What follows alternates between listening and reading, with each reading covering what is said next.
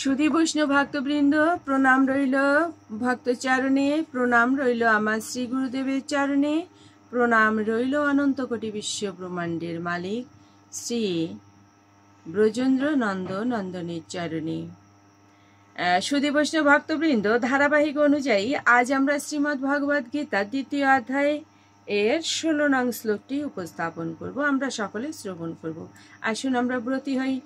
অজ্ঞানতিমিরান্ধস্য জ্ঞানাঞ্জন শলাকায়া চক্ষুরুন্মীলিতং যেন তস্मै শ্রী গুরুবে নমঃ। ওম শ্রী পরমাত্মনে নমঃ। ওম শ্রীমদ্ ভগবতে শ্রী গীতায় নমঃ।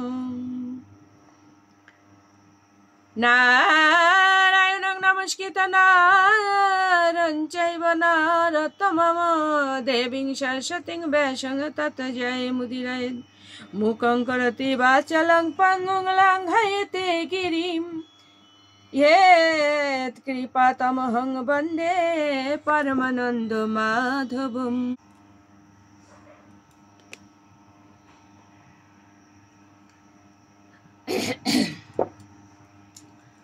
ॐ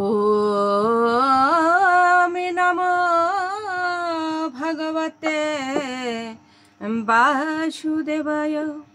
नमो भगवते वासुदेवाय। नमो भगवते वासुदेवाय। श्रीमद् भगवते श्रीगीताय नमः। श्रीगीताय नमः। श्रीगीताय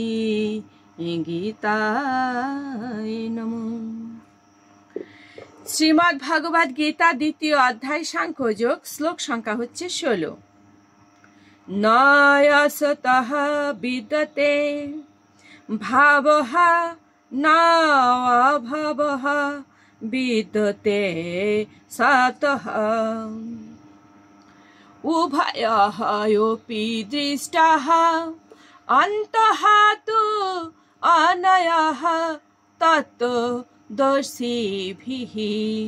অনুবাদ: যারা তত্ত্বদ্রষ্টা তারা সিদ্ধান্ত করেছেন যে অনিত্য জড় বস্তুর স্থায়িত্ব নেই এবং নিত্য বস্তু আত্মার কখনো বিনাশ হয় না। তারা উভয়েই প্রকৃতির যথার্থ স্বরূপ ও উপলব্ধি করে এই সিদ্ধান্তে উপনীত হয়েছেন।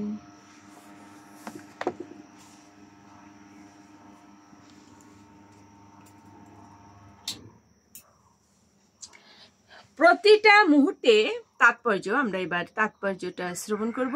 প্রতি মুহূর্তে এই জড়দেহের পরিবর্তন হচ্ছে। এই দেহের কোনোই স্থায়িত্ব নেই।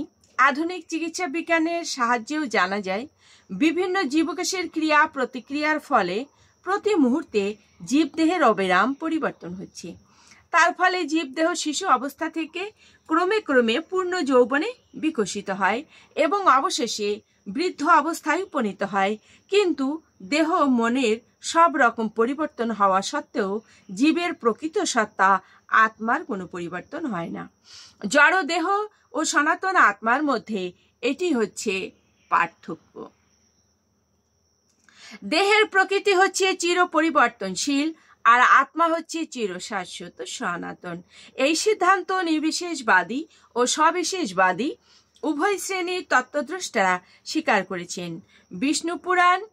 বিষ্ণু পুরাণে বলা হয়েছে, শ্রী বিষ্ণু ও তার ধাম সকল স্বতঃস্ফূর্ত চিন্ময় জ্যোতির দ্বারা উদ্ভাসিত। তত্ত্বদর্শী মহাজনেরা যথাক্রমে সৎ অসৎ নিত্য অনিত্য বলতে চেতন ও জড়বস্তুকেই উল্লেখ করেছেন। মায়ার দ্বারা মোহাচ্ছন্ন বদ্ধজীবের প্রতি ভগবান শ্রীকৃষ্ণের এটি হচ্ছে সর্বপ্রথম উপদেশ।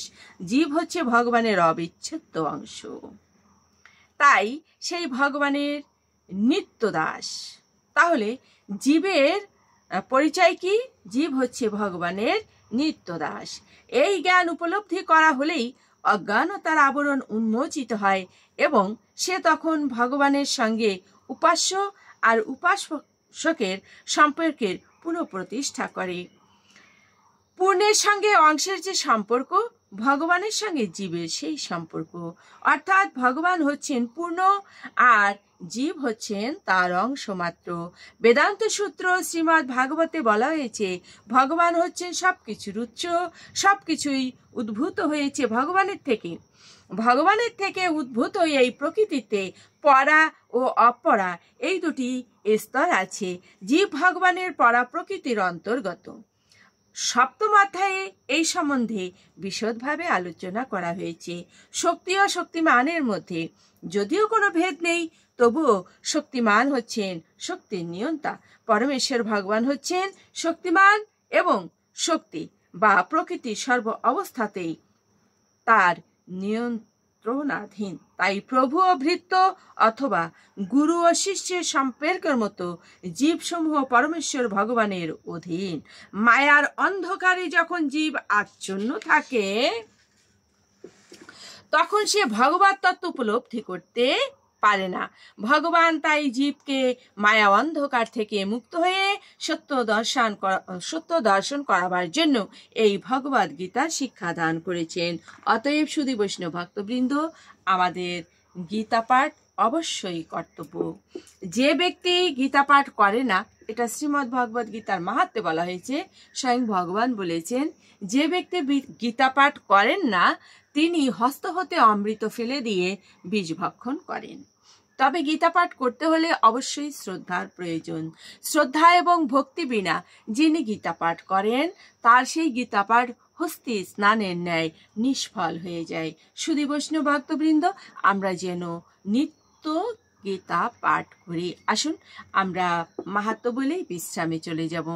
ওম শ্রী পরমাত্মনে নমঃ। ওম শ্রীমদ্ ভগবতে শ্রী গীতায় নমঃ। গঙ্গা গীতা চ সাবিত্রী সীতা সত্যপতি ব্রতা ব্রহ্মাবলীর ব্রহ্মবিদ্যা ত্রিসন্ধ্যা মুক্তি গেহিনী অর্ধমাত্রা চিতানন্দা ভবগ্নি ভ্রান্তি নাশিনী বেদত্রয়ী পরানন্দা তত্ত্বার্থ জ্ঞান মঞ্জুরি। ওম শ্রী পরমাত্মনে নমঃ। ওম শ্রীমদ্ ভগবতে শ্রী গীতায় নমঃ। সর্বভবন্ত সুখিনঃ সর্বসন্তু নিরাময়া সর্বে ভদ্রাণি পশ্যন্তু মা কশ্চিৎ দুঃখ ভাগ ভবেৎ। জগতের সকলেই সুখী হোক, সকলেই রোগ নিরাময় হোক, সকলেই শান্তিতে থাকুক, কেউ যেন দুঃখ ভোগ না করে। জগতের সকলের উপরে শান্তি বর্ষিত হোক, শান্তি বর্ষিত হোক, শান্তি বর্ষিত হোক। ওম শান্তি, ওম শান্তি, ওম শান্তি শান্তি। ওম তৎসৎ। ওম নমো ভগবতে বাসুদেবায়। ওম নমো ভগবতে বাসুদেবায়। ওম নমো ভগবতে বাসুদেবায়। শ্রীমদ্ ভগবতে শ্রী গীতায় নমঃ। শ্রী গীতায় নমঃ। শ্রী গীতায় নমঃ।